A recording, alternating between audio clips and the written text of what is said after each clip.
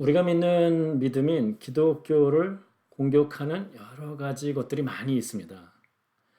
그 중에 하나는 아마 자연재해가 일어났을 때 그런 공격들을 많이 받습니다. 그러니까 뭐 허리케인이라든가 가뭄 또는 뭐 산불 같은 게 있었을 때, 그리고 요즘 같으면 어떤 묻지마, 뭐 총기, 뭐 살인 사건 같은 게 있을 때, 그럴 때 사람들이 흔히하는 질문은 바로 이런 것입니다.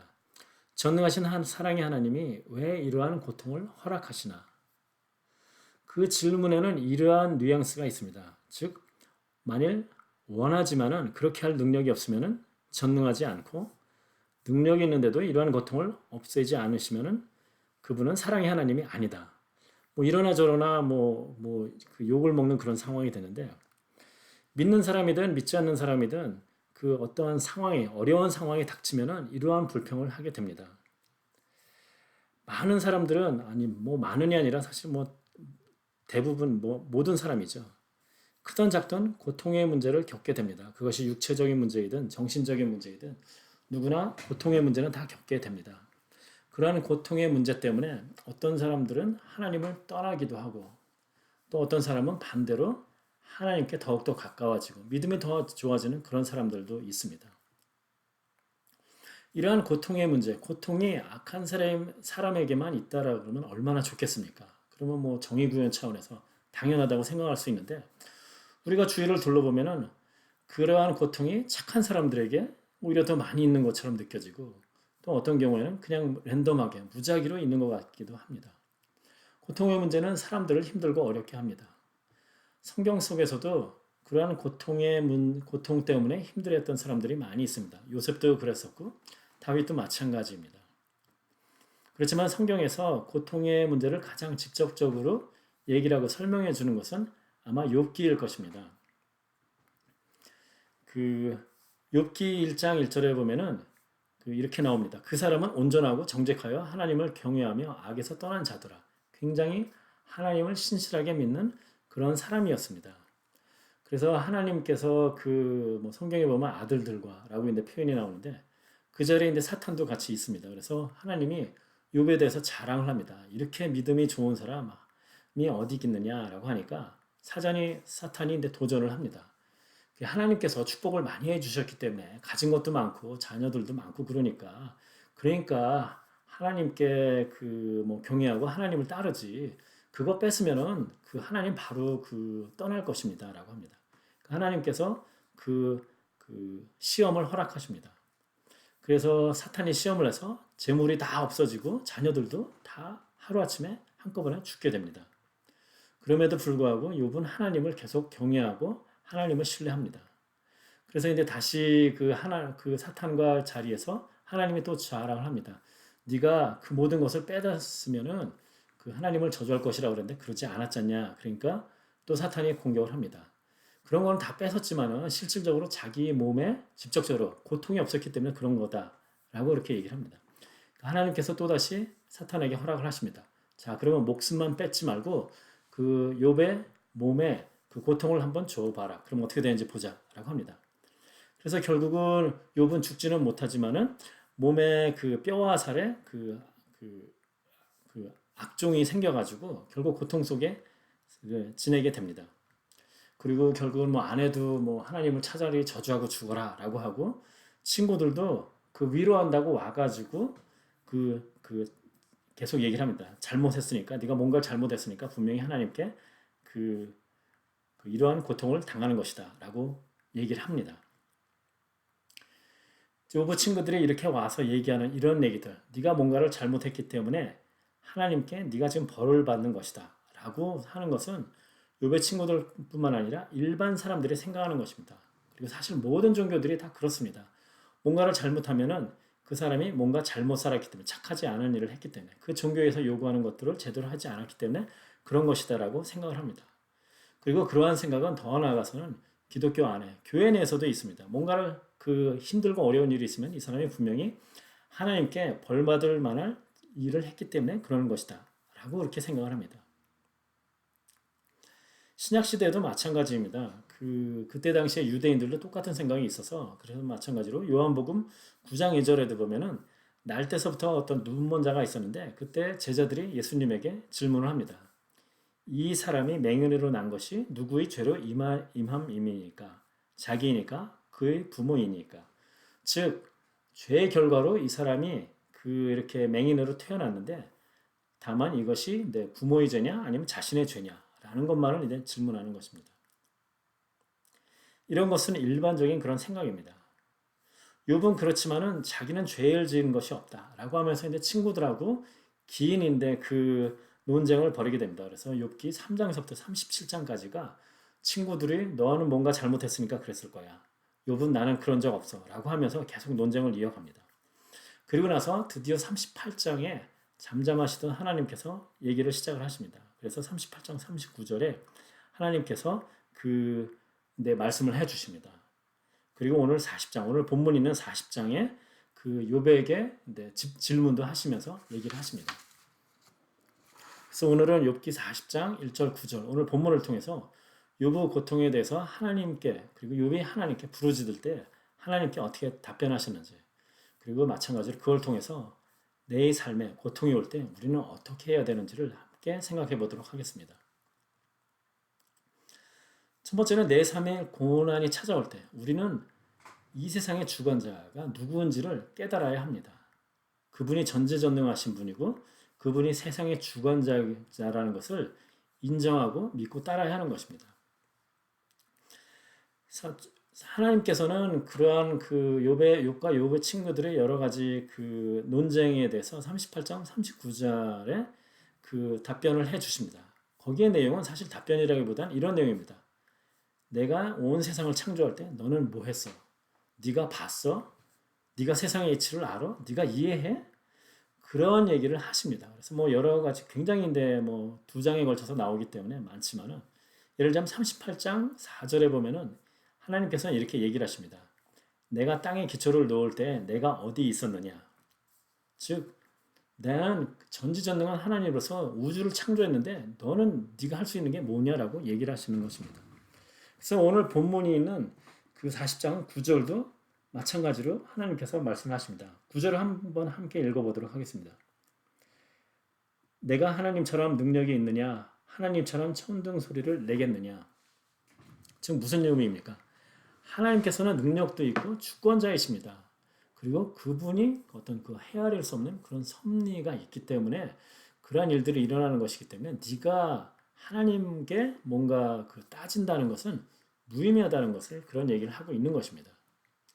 마찬가지로 2절에서도 마찬가지로 얘기를 합니다. 세 번역으로 읽어드리면은 전능한 하나님과 다투는 욥아 내가 나를 꾸짖을 셈이냐 내가 나를 비난하니 어디 나에게 대답해 보아라 라고 얘기를 하고 있습니다. 여기서도 감히 나는 전능한 하나님인데 네가 어떻게 나를 꾸짖고 나를 비난하느냐라고 얘기를 하십니다. 하나님께서는 천지를 창조하신 분이십니다. 이 엄청난 커다란 우주 빛의 속도로 가도 몇십억 몇백억 광년이 걸리는 이런 큰 우주를 만드신 분입니다. 작게는 우리 그 인체 내 가장 미소한 세포 그 더 나아가서 DNA 이런 복잡한 그런 것을 만드신 분입니다. 세상의 모든 어떤 그 우주는 절묘하게 하나님이 다 미세하게 조정해가지고 그렇게 창조하시고 그렇게 또 유지를 하고 계십니다. 즉 그렇게 세상을 창조를 창조하신 하나님을 우리 인간과 비교하면은 세상에서 아무리 잘난 인간이더라도 하나님 앞에서는 미천한 인간일 수밖에 없습니다. 제가 어렸을 때 그 교회에서 장로님이 기도를 하시면 이렇게 기도를 하시는 그 장로님이 계셨습니다. 본래 못한 우리 인간들을. 저는 그때 당시에는 굉장히 그런 표현을 싫어했습니다. 그렇지만은 우리가 실질적으로 인간과 하나님과의 어떤 차이라는 측면에서 생각을 해보면은 벌레라고 비유를 한 거는 굉장히 높게 인간을 쳐준 거나 마찬가지입니다. 지능이라든가 능력이라든가 그런 거에서 차이는 우리가 표현할 수도 없고 상상할 수도 없는 그런 수준인 것입니다. 물론 우리는 살면서 지금도 고통의 얘기를 하지만은 그분이 하신 일에 대해서 때때로는 불평도 있고 때는 감정적이 됩니다. 물론 그럴 때는 하나님께 우리가 불평을 할 수가 있습니다. 그렇지만은 만일 논리적으로 우리가 생각해 본다면은 우리가 감히 하나님께 불평을 할 수가 없을 것입니다. 그래서 로마서 9장 20절에도 바울은 이렇게 얘기합니다. 내가 누구에게 감히 하나님께 반문하느냐? 지음을 받은 물건이 지은 자에게 어찌 나를 이같이 만들었느냐 말하겠느냐. 우리는 피조물일 뿐입니다. 그런데 어떻게 창조자에게 이렇다 저렇다 말을 할 수가 있겠습니까? 그리고 바울은 그 욥은 마찬가지입니다. 그분이 임재하시고 그분이 말씀을 시작하셨을 때 그분이 어떤 분인지 그 존재를 깨닫고 현실을 직시하게 되고 하나님에 대한 태도가 바뀌게 됩니다. 그런 질문을 받았을 때 내가 세상을 창조할 때 너는 뭐 했어? 라는 그런 그 질문을 했을 때 그런 태도가 바뀌게 됩니다. 그래서 오늘 4절, 5절에 보면은 4절, 5절을 한번 함께 읽어보도록 하겠습니다. 보소서 나는 비쳐나오니 무엇이라 주께 대답하리이까? 손으로 내 입을 가릴 뿐이로소이다. 내가 한번 말하여 싸운즉 다시는 더 대답하지 아니하겠나이다. 하나님께서 대답하시고 그 임재를 경험했을 때 그는 그 하나님의 그 위엄에 엄청나심에 그 압도당해서 하나님 앞에 더 이상 할 말이 없다라고 이렇게 겸손하게 될 수밖에 없었습니다. 전지전능하신 하나님께서는 내가 생각하는 것 이상으로 생각하시고 내가 아는 것보다 훨씬 많은 것을 하시고 내가 볼 수 없는 것 이상으로 많은 것을 보십니다. 그리고 그분이 할 수 있다는 것은 시간과 공간을 떠나서 나의 한계를 훨씬 넘는 그런 것입니다. 먼 미래까지도 보십니다. 바로 그런 분이 어떤 일을 행하실 때 우리는 그분에게 불평을 할 수가 없는 것입니다. 인간의 문제는 무엇입니까? 바로 하나님을 인간의 수준으로 내리는 것입니다. 그래서 그 대표적인 것이 나에게 좋은 것, 나에게 선한 것이 하나님께도 당연히 좋은 것일 것이다. 즉 그러니까 하나님께서는 나의 생각을 반드시 들어주셔야 된다. 라고 이제 생각을 합니다. 많은 경우에 이제 기도할 때 그렇게 되는데 그런 경우에는 어떻습니까? 우리는 그냥 하나님을 알라딘의 진이라든가 도깨비 방망이처럼 여기는 것밖에 되지가 않습니다. 하나님은 인간과 틀립니다. 하나님께서 하시는 일은 인간이 생각하는 것과 틀릴 수밖에 없습니다. 하다못해 우리들은 그러한 것을 우리가 아이를 키우면서도 압니다. 아이들이 원하는 것과 아이들에게 좋은 것은 다르다는 것을 압니다. 아이가 초콜릿을 맛보면은 그것만을 먹길 원합니다. 아이에게 있어서 최고의 선은 계속 초콜릿을 먹는 것입니다. 그렇지만은 그렇게 초콜릿을 먹겠다는 아이에게 계속 초콜릿을 주는 부모는 없습니다. 왜냐하면 부모는 알기 때문입니다. 하나님처럼 전지전능하진 않아도 적어도 그러한 것이 초콜릿을 계속 먹었을 때 어떠한 결과가 있다는 것을 알기 때문에 그 아이가 원하지만은 절대로 들어주질 않는 것입니다. 말했듯이 하나님과 인간의 차이는 부모와 아이 수준의 차이가 아닙니다. 상상할 수도 없는 그런 차이죠. 그렇기 때문에 우리는 어떤 경우에는 하나님의 생각이 내 생각과 다르다는 것에 감사해야 됩니다. 하나님께서 행하시는 일이 내가 생각하는 것과 다르다는 것에 감사해야 됩니다. 만일 그분이 하시고 생각하시는 일이 내가 생각하는 것과 똑같다면 그분은 더 이상 전능하신 하나님이 아닐 가능성이 많습니다. 하나님께서는 전능하신 분이십니다. 그분은 나보다 나를 더 잘하시는 분입니다. 바로 그런 분이 최고의 때 최고의 방법으로 최고의 것을 주실 것을 믿어야 될 것입니다. 여기에 대신 모든 여러분도 바로 그런 하나님을 믿고 신뢰하면서 하나님께 감사하면서 사시는 여러분이 되시기를 주님의 이름으로 축복합니다. 두 번째, 나에게 고난이 찾아올 때 우리는 하나님은 공의로우신 분이라는 것을 알아야 합니다. 하나님은 공의로우신 분입니다. 욥은 계속 그렇게 친구들하고 그 논쟁을 하면서 계속 그렇게 얘기합니다. 왜 나는 아무 잘못도 없는데 내가 왜 이 고생을 해야 되나? 그 저변에는 이런 그 뉘앙스가 있습니다. 하나님은 공의롭지도 않고 정의롭지도 않고 공평하지 않다라는 그런 뜻입니다. 우리는 그런 생각을 합니다. 왜 착한 사람에게는 나쁜 일이 있고 악한 사람에게는 좋은 일이 있는가? 세상은 꼭 그렇게 돌아가는 것처럼 보입니다. 그래서 하나님께 원망을 합니다. 하나님은 왜 주권자이신데 그렇게 공의롭게 하지 않게 세상을 운행을 하시나? 예를 들면 북한의 김정은은 권좌에서 잘 먹고 잘 사는 것처럼 보입니다. 먹는 거는 잘 먹을지 모르지만 그 사람의 삶이 잘 사는 삶인가요? 행복한 삶인가요?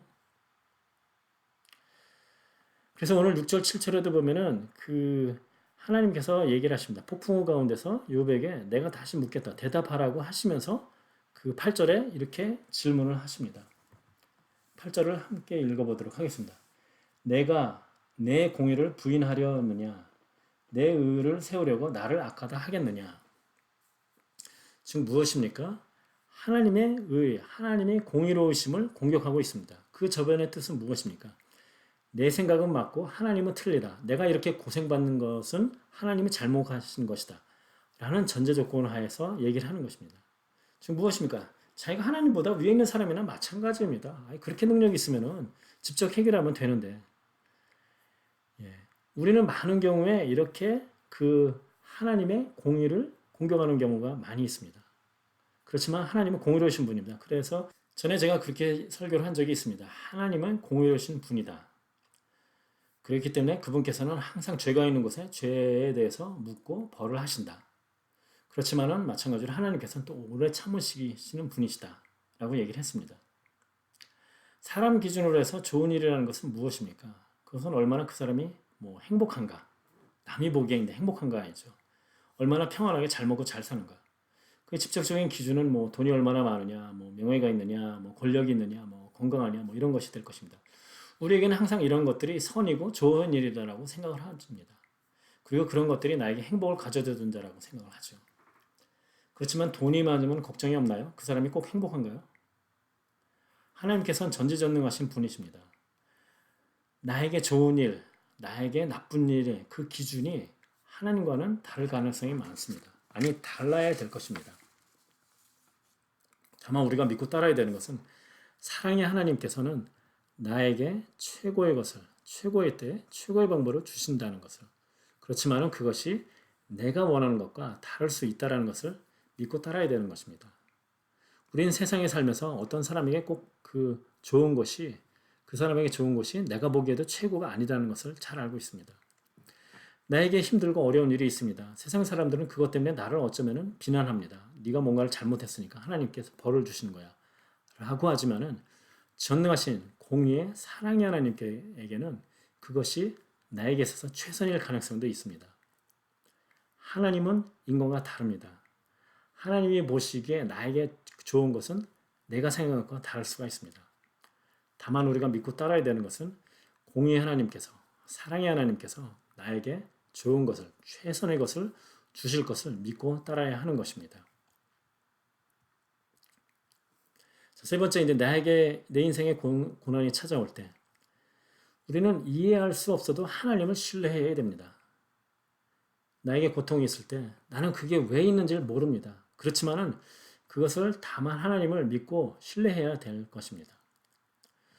욥이 여러 가지 질문을 많이 했지만 하나님께서는 정확히 얘기하면 정확히 직접적으로 대답을 해주시지 않으셨습니다. 우리가 고통이 있고 우리가 어려움이 있을 때도 하나님에게 부르짖고 하나님께 기도할 때 하나님께서는 대답을 안 해주실 가능성이 많이 있습니다. 그렇지만은 우리가 이해할 수 없어도 하나님을 신뢰하고 그분을 따라야 되는 것입니다. 그분은 전능하신 하나님이십니다. 주권자이십니다. 공의를 행하시는 분이십니다. 사랑이 하나십니다. 바로 그분께서 나에게 좋은 것을 주실 것이라고 우리는 믿고 따라야 하는 것입니다. 제가 그 리노에서 회사를 다니다가 이곳으로 이제 회사를 옮기게 되는 상황에서 저는 마찬가지로 하나님께 왜? 라는 질문을 했습니다. 왜 하나님께서? 그렇지만은 그때 당시에는 제가 이해를 못했지만 이곳에 와서 그리고 이 교회에서 제가 이제 사역을 하면서 그 이유를 알 수 있을 것 같습니다. 저는 이곳에 오고 2달도 안 돼서 청년부에서 사역을 시작을 했습니다. 금요일 날마다 청년을 가지기 시작을 했습니다. 그리고 해가 바뀌면서는 그 교회에서 저를 협동 목사로서 인정을 해주시고 그러면서 여러분에게 이렇게 한 번씩 설교도 하는 그런 기회를 가졌습니다. 제가 그전 교회에서는 가지지 못했던 그런 것들을 이 교회에서 할 수가 있었습니다. 바로 그것이 하나님의 뜻이다라고 저는 이제 믿습니다. 하나님께서는 나를 위해 최고의 것을 주실 것입니다. 다만 내가 원하는 것이 아닐 가능성이 있습니다. 하나님께서는 그렇게 얘기해 주십니다. 마태복음 6장 33절에 예수님께서는 너희는 먼저 그의 나라와 그의 의를 구하라. 그리하면 이 모든 것을 너에게 더하시리라. 즉 우리가 해야 되는 것은 무엇입니까? 나에게 힘든 일이 있고 어려운 일이 있고 사실은 그런 어려운 일이 있을 때뿐만 아니라 우리가 어떠한 상황에 있을지 삶의 어떠한 부분에서도 항상 우리는 하나님을 신뢰하고 먼저 하나님의 나라와 그의 의를 구하는 그런 삶을 살아야 될 것입니다. 그러면 어떻게 하십니까? 사랑의 하나님, 공의 하나님께서 나에게 그 최고의 것을 주신다라는 것을 믿고 따라야 되는 것입니다. 다만 우리가 이제 이 구절에서 이 모든 것을 너에게 더하시리라라고 했을 때 그걸 주신다라는 게 꼭 우리가 엄청 잘 먹고 잘 사는 것을 주는 것도 아니고 또 마찬가지로 내가 그렇게 하나님의 의를 했을 때 그 다음날 바로 주신다는 그런 얘기도 안 합니다. 즉 언제인지 어떤 형태인지 어떤 것인지는 모릅니다. 하나님께 달려있죠. 그렇지만은 그 하나님께서 나에게 가장 좋은 것을 주실 거다. 가장 좋은 타이밍에 주실 거다라는 것을 믿고 따라야 되는 것입니다. 바로 그런 삶이 있어야 될 것입니다. 한 가지 말씀드릴 것은 그 욥의 어떤 그 상황을 쭉 과정을 보면은 그 고난이 처음 왔을 때는 굉장히 겸손했습니다. 그래서 2장 10절에 보면은 우리가 하나님께 복을 받았은즉 화도 받지 아니하겠느냐 하고 이 모든 일에 욥이 입술로 범죄하지 아니하니 첫 번째 고난이 왔을 때 욥은 하나님을 원망하지 않았습니다. 오히려 화도 받을 수 있다라고까지 얘기를 했습니다. 두 번째 고난이 왔습니다. 친구들이 비난합니다. 아내도 비난을 합니다. 그래도 욥은 그 하나님을 비난하지 않았습니다. 그래서 9장 12절에 보면은 하나님이 빼앗으시면 누가 막을 수 있으며 무엇을 하시나이까 하고 누가 물을 수 있으랴. 주신 분은 하나님이니까 가져가시는 분. 하나님이 빼앗으시면 누가 막을 수 있느냐라고 그렇게 얘기를 합니다. 아직도 신실하게 하나님을 믿고 따릅니다. 그러다가 이제 조금씩 변합니다. 13장 3절에 보면은 참으로 나는 전능자에게 말씀하려 하며 하나님과 변론하려 하노라. 즉 친구들이 계속 비난을 하고 하니까 네가 뭔가를 잘못했기 때문에 이러한 어려움이 있는 거야라고 이제 계속 비난을 하니까 욥도 이제 그 점점 이제 그 참는 참을성이 이제 점점점 이제 없어져 갑니다. 그러면서 내가 하나님과 변호를 하면은 하나님께서는 분명히 내가 잘못이 없다라는 것을 얘기해 주실 거야라고 생각을 하고 있습니다. 그러다가 이제 더 나아가서는 어떻게 됩니까? 31장 37절에 세 번역으로 읽어드리면 이렇게 됩니다. 나는 내가 한 모든 일을 그분께 낱낱이 말씀드리고 나서 그분 앞에 떳떳이 서겠다. 그건 무엇입니까? 자, 내가 정말 잘못한 것이 있느냐 없느냐 하나님께 따져보겠다는 거. 내가 내 모든 일을 하나님께 낱낱이 말씀드리고 나서 그분 앞에 떳떳이 나는 잘못 없는 사람이다라고 떳떳이 서겠다라고 그렇게 얘기를 합니다.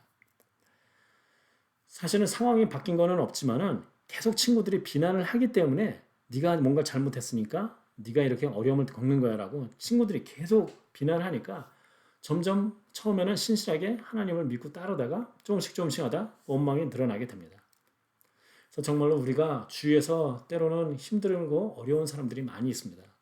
물론 그분들 앞에서 뭐 대놓고 그렇게 뭐 비난하거나 네가 뭔가 잘못했으니까 하나님께 이런 고생을 하는 거야라고 하시는 분은 없겠지만은 우리가 마음속에라도 나는 비록 고난이 없고 그래서 나는 하나님께 벌 받는 것이 아닌데 저 사람은 벌 받는 거야 라고 속으로도 그렇게 얘기하지 마시고 주위 사람들하고도 그런 식으로 그 가식 같은 걸 하지 마시고 더 나아가서는 그 위로의 말씀을 해주시는 게 좋을 것 같습니다. 그리고 어쩌면은 그 아무 문제가 없는 분이 오히려 아니라 그렇게 하는 그 힘들고 어려운 상황에 있는 분들이 오히려 하나님이 축복해 주시는 과정 가운데 있을지도 모를 것입니다. 그래서 우리는 남을 비난하지 말아야 될 것입니다. 말씀을 마치려고 합니다. 하나님께서는 전능하신 분이십니다.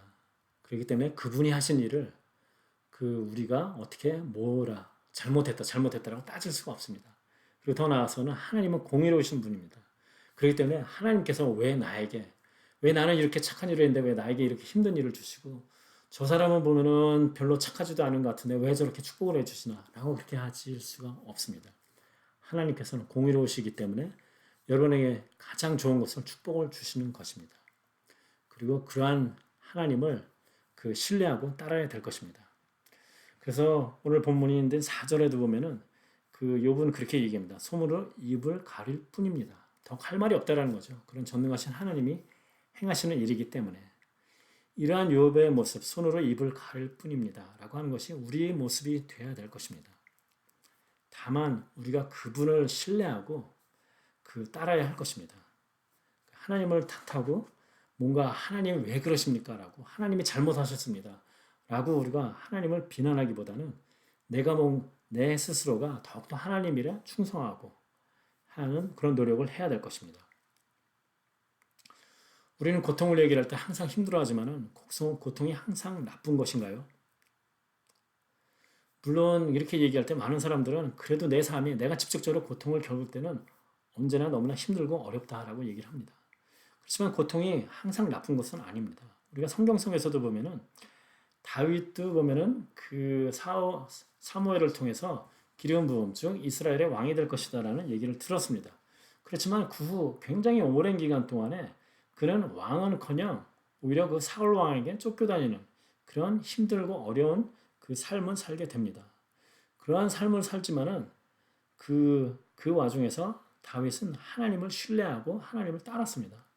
물론 그 시편에 나오는 많은 그 다윗이 지은 시를 보면은 어려운 상황을 하나님께 하소연하는 그런 얘기들도 많이 있지만은 그렇지만은 다윗은 신실하게 하나님을 믿고 따랐습니다.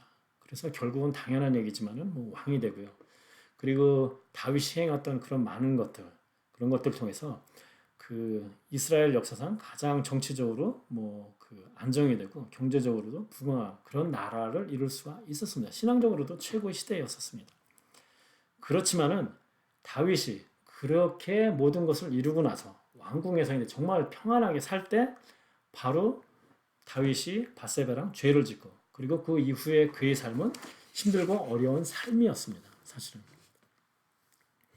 우리가 육체적으로도 고통이 많이 있지만은 육체적으로 있는 고통이 언제나 나쁜 것은 아닙니다. 우리가 잘 아는 그 나병이라고 하는 것, 그러니까 문둥병이나 한센시 병이라는 것이 있는데 그 병의 특징은 고통을 느끼지 못하고 그것 때문에 결국 그렇게 그 몸이 뭐 짓무른다거나 그렇게 하는 상황이 되는 것입니다. 고통을 느끼지 못하니까 어떻습니까? 만일 내가 불에 손이 들어가 있는 상황이다 하더라도 그러니까 불이 내 몸에 닿는 상황에서도 고통을 느끼지 못하니까 거기서 손을 빼거나 거기서부터 벗어나려고 하는 노력을 할 필요가 없습니다. 고통이 없기 때문에. 예를 들어 뭐 다리를 삐었다거나 하면은 우리는 그 상황에서 계속 걷거나 뛰거나 하려고 그러면은 아프기 때문에 뛸 수가 없습니다. 그러니까 몸이 얘기해 주는 겁니다. 너는 지금 몸이 안 좋은 상태니까 그만 움직여라 라고 얘기하지만은 지금 그 문둥병이 있는 사람은 어떻습니까? 고통이 없기 때문에 그렇게 다리가 안 좋은 상황에서도 계속 움직일 수가 있습니다. 그러니까 점점 더 상황이 나빠지는 것이죠. 즉, 우리는 고통이 있을 때 그것을 통해서 뭔가를 위험을 감지하고, 뭐 질병이 있을 때 그거를 감지하고, 그렇게 해서 그것으로부터 벗어날 수가 있는데, 고통이 없으면 그대로 노출되고, 결국 그것 때문에 점점 더 악화되고, 그런 상황이 돼서 결국 문둥병이 뭐 여러 가지 손도 문드러지고 막 이런 상황이 되는 건데요. 그렇기 때문에 우리는 육체적인 고통도 그 꼭 나쁜 것이라고 할 수 없는 것이고 좋은 것이라고 때로는 좋을 수도 있다는 것을 알 수가 있습니다. 정신적인 고통도 마찬가지입니다. 때로는 우리가 고통이 있어야지 정말 하나님을 찾고 그런 경우들이 많이 있습니다. 잘 먹고 잘 살 때 우리가 정말 하나님을 신뢰하고 하나님께 정말 신실하면 정말 좋겠지만은 우리 많은 분들의 경험을 통해서 내가 정말 힘들고 어려울 때 정말 하나님께 부르짖으면서 하나님과 정말 가까웠었고 내가 삶이 편하고 잘 먹고 잘 살 때는 오히려 적당히 뭐 교회는 가면서 뭐 그 신앙생활을 계속 유지를 했지만은 진짜 내 내적으로 신앙적으로는 가장 그때가 최고가 아니다라고 얘기하는 분들이 많이 있을 것입니다.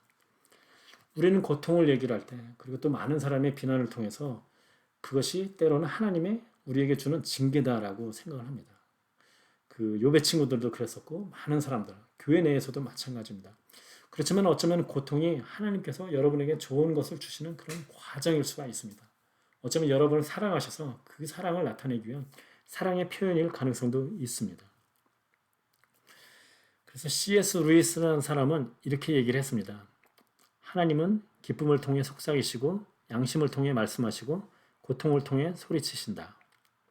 하나님께서는 고통을 통해서 우리에게 더 많은 것을 얘기해 주시는 것입니다. 우리는 시작할 때 질문이 이렇게 됐었습니다.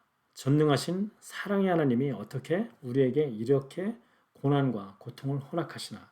라고 질문했는데 우리는 그것을 뒤집어야 됩니다.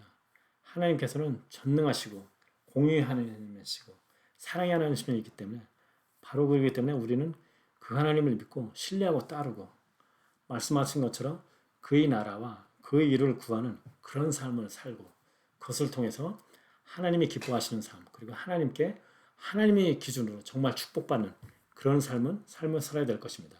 그래서 여기 있는 분들도 고통에 대해서 그 바른 그런 그 생각을 가지시고 나에게 고통이 올 때도 이것이 어쩌면은 하나님께서 나에게 축복을 해주시기 위한 그런 과정일지도 모르겠구나 라고 하시면서 늘 믿음 그리고 신실하게 하나님을 따르는 여러분이 되시기를 주님의 이름으로 축원합니다.